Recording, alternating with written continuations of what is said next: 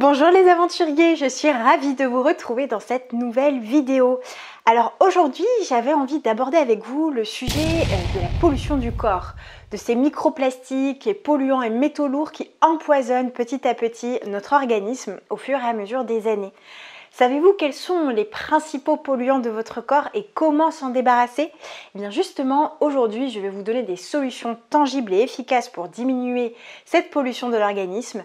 Et puis nous allons faire un tour d'horizon des principaux polluants avec lesquels vous devez être en contact certainement, malheureusement, dans votre quotidien. Allez go, c'est parti!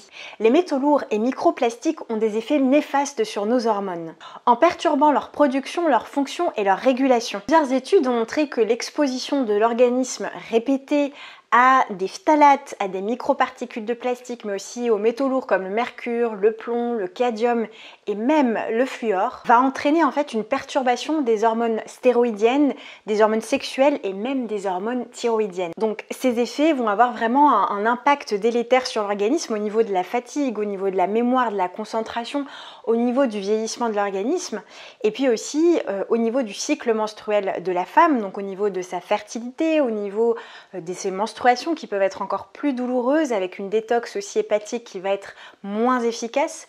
Et puis au niveau du brouillage des hormones durant la ménopause. Ça, je vous en ai parlé dans l'atelier sur la ménopause. Vivre une ménopause et une préménopause sereine.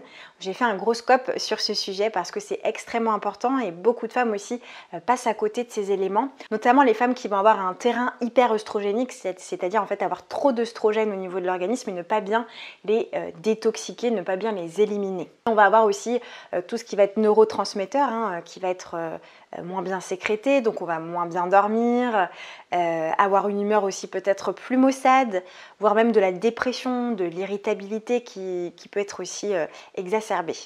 Alors c'est pour ça que dans la régulation du système hormonal, on pense souvent à l'alimentation, aux plantes, etc. C'est très très bien, mais il faut absolument travailler sur la diminution de ces perturbateurs endocriniens. Et croyez-moi, il y a des clés très efficaces, donc des clés par les plantes, par aussi des épices, mais aussi par des actions d'achat que vous allez pouvoir réaliser. Alors du coup, je vous propose maintenant que nous allions faire un tour d'horizon de ces principaux perturbateurs endocriniens. Donc nous avons d'abord le bisphénol A. Alors le bisphénol A, qui est aussi appelé BPA, est une substance chimique de synthèse qui se trouve dans certains matériaux de transformation des aliments, y compris les contenants en plastique et même en métal. Vous savez, les fameuses boîtes de conserve dans lesquelles on retrouve ce revêtement en plastique couvert de bisphénol A. Alors bien sûr, c'est interdit maintenant en France dans les contenants alimentaires depuis 2015, mais il a été substitué par d'autres types de bisphénol. Donc faites bien attention à ça. Et évidemment, on le retrouve dans certaines sources d'eau, dans certaines bouteilles d'eau et même dans les produits cosmétiques. Alors il faut savoir que le bisphénol A est en fait un œstrogéno-mimétique, c'est-à-dire qu'il a la capacité de se fixer sur les récepteurs des œstrogènes et d'amplifier les effets des œstrogènes au niveau de l'organisme, ce qui va perturber en fait l'équilibre hormonal. Il va aussi bloquer les récepteurs en fait de la thyroïde, donc ce qu'on appelle les récepteurs de la T3, ce qui va en fait perturber l'équilibre thyroïdien puisque il va y avoir une moins bonne en fait conversion de ces hormones thyroïdiennes, donc de la T4 à la T3. Donc les éléments dans lesquels on va retrouver le plus de bisphénol A, ça va être les emballages alimentaires, les films alimentaires, les revêtements intérieurs des canettes, des boîtes de conserve, les tickets de caisse et les plats contenus dans du plastique. Donc là, je voulais vous faire un petit warning, c'est que donc en fait les aliments qui vont contenir du gras, donc par exemple de l'huile ou du beurre, etc., même de la crème. Et lorsqu'il y a eu chaleur, un contact de chaleur avec par exemple le contenant en plastique, donc gras plus chaleur, c'est là où vous allez maximiser en fait la libération des substances chimiques qui sont contenues dans le bisphénol A. Donc attention, on évite les substances grasses dans ce type de contenant en plastique et évidemment de chauffer ou d'avoir chauffé un aliment et qu'on met chaud dans cette boîte parce que c'est là où vous allez le plus vous intoxiquer. Nous avons également les phtalates. Donc les phtalates, ce sont un groupe de composés chimiques largement utilisés comme plastifiants pour rendre le plastique en fait souple et flexible. Donc les phtalates, en fait, ils sont très préoccupants parce qu'ils peuvent agir comme des perturbateurs endocriniens qui vont interférer avec le système hormonal et ils peuvent contribuer donc à plusieurs problèmes de santé, donc notamment tout ce qui va être infertilité. Et c'est aussi ces phtalates qui vont être responsables de l'apparition de la puberté précoce chez les petites filles. Donc vraiment, il faut redoubler de vigilance des tout petits, même des bébés, pour vraiment évacuer ces éléments. Alors le souci, c'est qu'on va retrouver ces phtalates dans des produits en plastique, donc par exemple les jouets. Donc c'est pour ça que je vous parlais de faire très attention des tout petits, à éviter que les enfants, par exemple, jouent avec des jouets pollués. Donc on peut peut-être se diriger vers des jouets en bois, des jouets en caoutchouc naturel, etc. Les emballages alimentaires, évidemment, les rideaux de douche, les produits de beauté, donc par exemple les vernis à ongles, les parfums, les shampoings, parce que les phtalates peuvent agir en fait comme agents fixateurs et comme solvants. On va retrouver aussi ces phtalates dans les produits ménagers, et puis dans les peintures, dans les adhésifs, dans les revêtements de sol en vinyle. Donc vraiment c'est partout, c'est affreux. Dans les tableaux de bord des voitures aussi.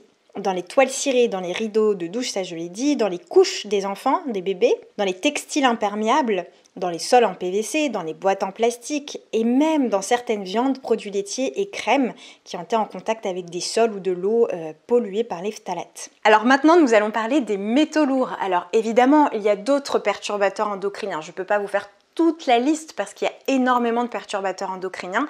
Vous les retrouverez dans mon atelier sur la ménopause, mais aussi dans ma formation sur l'hypothyroïdie. Je vous en ai parlé en long, en large et en travers. Mais néanmoins, ce sont, on va dire, les plus communs, ceux qu'on retrouve le plus, vous l'avez vu dans le quotidien de n'importe qui. C'est très compliqué de s'en passer. Et puis, on a donc les métaux lourds d'autre part, et là, on a un peu plus la main mise sur l'élimination de ces éléments.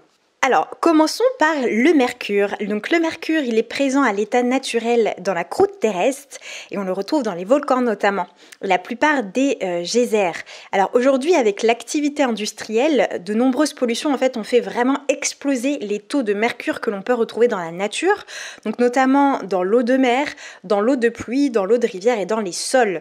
Donc là, on va retrouver le plus de mercure, ça va être dans certains produits alimentaires comme les poissons, notamment les poissons de fin de chaîne alimentaire, donc les poissons qui sont gorgés de gras, comme le thon, l'espadon, mais on va revenir après dessus. Et puis aussi les produits laitiers. Il peut être aussi présent dans certains produits industriels comme les thermomètres, les ampoules fluorescentes ainsi que les piles. On le retrouve aussi dans certains vaccins et même dans certains amalgames dentaires, donc les anciens amalgames dentaires qui n'ont par exemple pas été enlevés. Eh bien, voilà, il y a une petite ingestion de mercure qui se fait tout au long de la vie de la personne.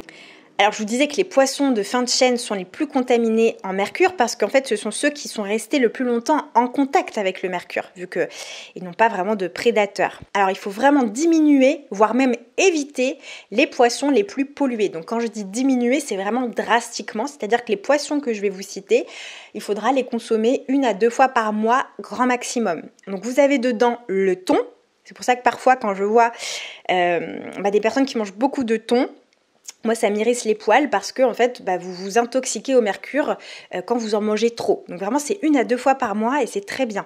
Vous avez aussi le flétan, le homard américain, le maquereau roi, le brochet, le requin, le merlu, l'espadon, le saumon de Norvège, le siki, l'anguille et la lamproie. Alors, à contrario, les poissons les moins pollués que vous allez pouvoir un peu plus consommer, ça va être l'anchois, la sardine, l'aigle fin, le hareng, le colin, le maquereau, la sole, le cabillaud et la truite arc-en-ciel. Alors, sachez aussi que le mercure va augmenter le stress oxydatif et qu'il augmente en fait les risques de déséquilibre auto-immune. Donc les maladies auto-immunes, par exemple, je pense à Hashimoto, à la polyarthrite rhumatoïde et à toutes ces maladies vraiment qui ont ce caractère auto-immune. Et bien sachez que la pollution au mercure accentue non seulement le risque de déclarer une maladie auto-immune, mais en plus quand elle est déjà déclarée, de l'accentuer et de la majorer. Vous avez ensuite le fluor. Donc le fluor, c'est un oligoélément qui se retrouve naturellement dans l'eau et dans l'air et il est ajouté en fait à certains produits alimentaires et à l'eau potable et bien sûr on va le retrouver dans les dentifrices au fluor. Donc il y a d'autres produits dentaires comme les bains de bouche et même les lacs pour cheveux qui contiennent du fluor. Mais ça va être un fluor en fait synthétique. Alors, le fluor, il est essentiellement retrouvé dans les aliments et boissons emballés, dont la fabrication a été réalisée avec de l'eau fluorée, dans l'eau du robinet, dans certains antibiotiques, dans les antiacides, dans les antidépresseurs, dans les pesticides, dans le thé, parce que la plante absorbe naturellement le fluorure. Donc les grands consommateurs de thé vont avoir en fait souvent un taux de fluor un peu plus élevé. Alors le souci avec le fluor, c'est lorsque on en a trop dans l'organisme, en fait, il va ralentir la production des hormones thyroïdiennes et il va diminuer la production de la TSH. Donc quand on a une TSH qui est en dessous de 1 par exemple, ou qui est très très très basse, qui frôle avec le 0, on peut suspecter une pollution au fluor. Donc il faudra vraiment faire attention à ça. Donc sachez aussi que ça accentue du coup les risques de développer une hypothyroïdie. Le fluor va aussi augmenter le risque d'inflammation du corps, donc tout ce qui va être maladie auto-immune, comme on l'a vu avec le mercure, et évidemment les maladies thyroïdiennes, donc comme Hashimoto. Alors il est aussi considéré comme perturbateur endocrinien et comme neurotoxique. Donc il va aussi faire vieillir plus vite le cerveau et ça peut provoquer des maladies comme Alzheimer par exemple. Sachez aussi, et ça c'est moins connu, c'est que le fluor peut en fait, quand il est trop ingéré par la maman durant sa grossesse, réduire le QI du bébé et perturber son développement cérébral. Alors, comment on s'en protège? Eh bien déjà, on commence par filtrer son eau, puisqu'on a vu, ça se retrouve beaucoup dans l'eau du robinet. Donc, filtrez votre eau. Si jamais c'est un sujet qui vous intéresse, je pourrais l'aborder, tout ce qui est filtration de l'eau. Sachez que vous le retrouverez aussi dans ma formation sur la thyroïde. J'en ai parlé, voilà, j'ai donné toutes les infos à ce sujet. Il faut aussi vérifier la composition des soins dentaires. Donc attention évidemment, si c'est un fluor qui est naturel, c'est très intéressant d'en avoir quand même dans le dentifrice pour protéger les mailles dentaires. Il ne faut pas, par exemple, vous pouvez après alterner. Donc avec des dentifrices sans fluor, quelques jours dans la semaine par exemple, et puis un dentifrice naturel avec du fluor naturel d'autres jours dans la semaine. Comme ça, vous n'avez pas trop de concentration de fluor dans la semaine, mais vous en avez quand même pour renforcer les mailles dentaires, c'est très important. On réduit évidemment le thé ou on l'évite pendant la grossesse par exemple, pour éviter d'avoir trop de fluor. Et puis aussi, sachez que un bon taux de magnésium va réduire l'absorption du fluor. Donc si vous êtes carencé en magnésium, vous allez absorber beaucoup plus de fluor. Alors, vous avez également l'arsenic. Donc l'arsenic, c'est une substance chimique qui se retrouve dans le sol et dans l'eau et qui est utilisée comme agent biocide pour contrôler les parasites. Donc il faut savoir que nous sommes tous contaminés à l'arsenic. 28% des adultes dépassent le seuil de surexposition, c'est énorme. Et on va en trouver le plus dans les produits céréaliers, les légumes secs, les produits à base de riz, le lait et la crème de riz, les poissons, les mollusques et crustacés, l'eau embouteillée et le lait. Alors le souci avec l'arsenic, c'est qu'il est cancérogène, donc au niveau des poumons, de la vessie, du foie et du tube digestif surtout. Il a des effets dermatologiques néfastes, donc avec l'apparition de maladies de peau, eczéma, psoriasis, etc. Il va provoquer des troubles neurologiques, des troubles cardiovasculaires, des troubles hépatiques, endocriniens, métaboliques. Et en plus, il a des effets néfastes sur le développement du fœtus. Alors, en plus de tout ça, il y a aussi d'autres perturbateurs endocriniens auxquels on ne pense pas forcément. Donc, je pense notamment aux antiacariens. Donc, les antiacariens, en fait, c'est gorgé de fongicides et d'insecticides que tu vas inhaler, en fait, au fur et à mesure du temps. Alors, si tu es allergique aux acariens, tu as d'autres alternatives. Par exemple, tu sais, l'aspirateur Vaporetto que tu vas pouvoir utiliser pour tuer les acariens, par exemple, une fois par semaine. Évidemment, aérer les pièces de vie. Et puis, il y a aussi des antiacariens naturels, donc par exemple des combos d'huile essentielle. J'en avais trouvé un par exemple chez Nature et Découverte que tu peux retrouver qui est spécifique aux acariens, ça marche assez bien. Et sinon, acheter des linges ou des oreillers ou des couettes anti-acariens, mais avec des anti-acariens naturels. Tu vas retrouver aussi des perturbateurs endocriniens dans les colorations pour cheveux, donc dirige-toi plutôt vers des colorations naturelles et pourquoi pas le henné. Dans les antitranspirants aussi, dans les pesticides de l'alimentation, donc choisis plutôt une alimentation biologique ou raisonnée par exemple. Bien sûr aussi dans les crèmes solaires, donc on choisira des crèmes solaires avec des filtres naturels. Et dans les anti-taches, donc par exemple les nappes anti-taches qui vont en fait contenir des polluants et des composants perfluorés qui vont en fait bien se libérer, par exemple en contact de la chaleur, donc quand il y a du soleil qui va taper sur la nappe, ou avec la chaleur de la pièce, donc ça peut en fait provoquer cette libération de ces produits chimiques. Alors maintenant on va parler de solutions pour pouvoir réduire cette pollution de l'organisme. Donc tout d'abord, maximiser son taux de sélénium et d'iode, c'est très important pour éliminer cette pollution du corps. Donc le sélénium, vous le savez peut-être si vous suivez mes vidéos, j'en ai parlé, il suffit de manger 3 à 4 noix du Brésil par jour pour avoir un bon taux de sélénium. Alors évidemment, ça remonte lentement, donc il faut vraiment faire attention à le consommer au quotidien. Quant à l'iode, vous allez la retrouver par exemple dans les aliments comme les algues. Donc par exemple avoir des sels enrichis aux algues, consommer des algues, des paillettes d'algues dans vos salades, dans vos quiches, dans vos soupes, dans vos poêles de légumes. Sachez aussi que c'est l'algue kombu qui en contient le plus. Et si ça ne suffit pas, vous avez évidemment de l'iode que vous pouvez prendre comme ça, de l'iode naturel que vous pouvez prendre sous forme de complément alimentaire. Donc moi, celle que je prends, c'est celle de chez Gragnon qui n'a aucun goût, qui fait pas mal au ventre et qui est sous forme d'ampoule et en plus qui coûte très très peu cher puisque il y a 30 ampoules, donc un mois de traitement. J'ai payé 7 € et des poussières. Donc c'est vraiment très peu cher. Je vous mettrai les références dans la barre d'infos. Alors attention, on ne se complémente pas en iode les yeux fermés. Il faut faire une iodurie, donc c'est-à-dire une analyse du taux d'iode dans les urines de 24 heures. Donc ça se demande au médecin. Et comme ça permet de savoir si vous avez suffisamment ou peu d'iode. Surtout ne prenez pas de complément en iode sans avoir fait cette analyse parce que trop d'iode est extrêmement délétère pour la santé. En revanche, vous pouvez mettre des paillettes d'algues.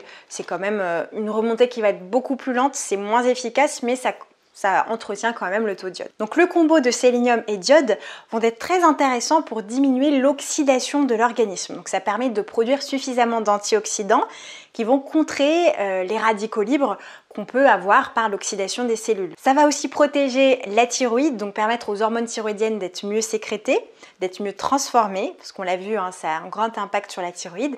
Et puis l'iode et le sélénium vont se fixer aux métaux lourds pour mieux les éliminer. Ça va être très efficace notamment pour le mercure, pour le brome, pour le chlore et le fluor. Le curcuma aussi riche en curcumine est très intéressant à intégrer dans son alimentation. Donc un bon curcuma de qualité issu des racines mères, donc ce sont celles qui ont le plus grand taux de curcumine. Donc vous avez par exemple la maison du curcuma qui en propose. Donc le curcuma, il va permettre de stimuler la bile, ce qui va permettre au foie de mieux éliminer les métaux lourds et les perturbateurs endocriniens. Alors le curcuma, il est très intéressant parce qu'il va aider à stimuler la production de la bile qui est essentielle pour la digestion et l'élimination des toxines. Donc on va avoir une meilleure digestion, une meilleure élimination des déchets et des toxines du corps.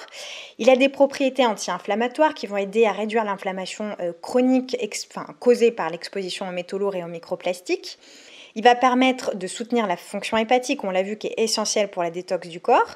C'est aussi un chélateur naturel, donc c'est-à-dire qu'il va se lier aux métaux lourds dans le corps et aider à les éliminer. Autre clé, c'est la chlorella qui est une micro-algue qui est très riche en fait en nutriments, en vitamines, en minéraux et qui est gorgée d'antioxydants. On va pouvoir l'utiliser en poudre, en comprimé ou même en jus. Alors elle est très intéressante pour l'intoxication au mercure. Alors une petite chose à vous préciser, c'est qu'en fait la chlorella, elle est très efficace pour capter les métaux lourds, c'est-à-dire qu'elle va les rassembler, elle va venir les aspirer en quelque sorte pour les rassembler, mais elle n'est pas très efficace pour les éliminer. Donc c'est pour ça que la chlorella ne suffit pas à elle-même. C'est très intéressant pour capter, mais ensuite il faudra utiliser un autre élément pour pouvoir éliminer, donc par exemple le curcuma ou encore l'algue kombu dont je vais vous parler juste après. Alors attention parce que la chlorella n'est pas toujours très bien tolérée par tous, donc parfois chez certaines personnes ça peut provoquer des inconforts digestifs, donc par exemple de la diarrhée, des maux de tête, des douleurs articulaires, des nausées. Donc voyez si vous la supportez bien ou non. Et puis, elle ne se suffit pas elle-même puisque comme je vous le disais, elle va juste capter les métaux lourds mais elle ne va pas les éliminer. Donc il va falloir utiliser d'autres éléments en combo de la chlorella. Donc par exemple, vous allez avoir la pomme, le curcuma dont on a parlé juste avant, le jus d'orge aussi qui permet d'éliminer les métaux lourds. Et puis vous avez aussi l'algue kombu qui est l'un des autres outils que je voulais vous partager. Donc l'algue kombu, elle est très intéressante aussi parce qu'elle contient de l'alginate qui va être un détoxifiant très puissant au niveau de l'organisme. Il va capter les métaux lourds, donc ceux dont on a parlé, le mercure, l'arsenic, etc. Et il va permettre d'éliminer ces métaux lourds donc par les selles notamment. Et en plus, comme on l'a dit juste avant, elle est très riche en iode, ce qui va permettre donc de protéger la thyroïde et puis l'inflammation et l'oxydation de l'organisme. Attention, on évite de consommer de l'algue kombu si on a trop d'iode, si on prend des anticoagulants et aussi si on a des maladies cardiaques, il faudra être très vigilant. Enfin, dernière clé, c'est détox essentiel de chez TerraScience. Mon Dieu, j'adore ce mélange, j'adore ce produit, ce combo parce qu'il est hyper complet. Alors, en fait, il va permettre d'une part, pour les femmes par exemple qui ont des problématiques d'hyperœstrogénie, de mieux éliminer les œstrogènes, donc par voie digestive et par voie hépatique, mais aussi de travailler sur la détox des métaux lourds. Donc ça, je vous en avais parlé dans mon atelier sur la ménopause. C'est voilà, un combo qui est vraiment génial. Donc je vais vous partager la composition. Alors, je ne la connais pas par cœur, donc je vais vous la lire. C'est composé de curcumine, de gingembre, de thé vert, de piloselle, de sélénium, de bétaïne HCI, donc ce qui permet de protéger et d'avoir un bon taux d'acide chlorhydrique au niveau de l'estomac, de L-cystéine, de L-glycine, de molybdène, de L-méthionine, de L-taurine, de silimarine de chardon-marie et de glucoraphane de brocoli. Donc tout ça, c'est ce qui va permettre aussi une bonne détox hépatique. Voilà, donc attention, on ne doit pas le prendre si on consomme beaucoup de thé vert. Pour les femmes enceintes et allaitantes, on ne doit pas le consommer à jeun. On évite si on prend des anticoagulants, des anticancéreux ou des immunosuppresseurs. Si on a des pathologies de la voie biliaire. Et puis, il faut faire attention au niveau de la glycémie, donc si on est diabétique, parce que ça peut avoir des effets sur la baisse de la glycémie. Donc attention aux hypoglycémies. Donc voilà les aventuriers. Alors évidemment, il y aurait d'autres clés à vous partager, mais il faut quand même savoir rester concis et ne pas s'égarer et partir dans tous les sens. Juste, je voulais vous dire que j'aimerais vous partager une recette de jus détox pour les métaux lourds. Donc vous la retrouverez dans la description de la vidéo. Vous avez juste à aller dérouler tout ça pour la retrouver. Voilà, donc je vous dis à très vite dans une prochaine vidéo. J'espère que vous passez un très bel été et à très bientôt.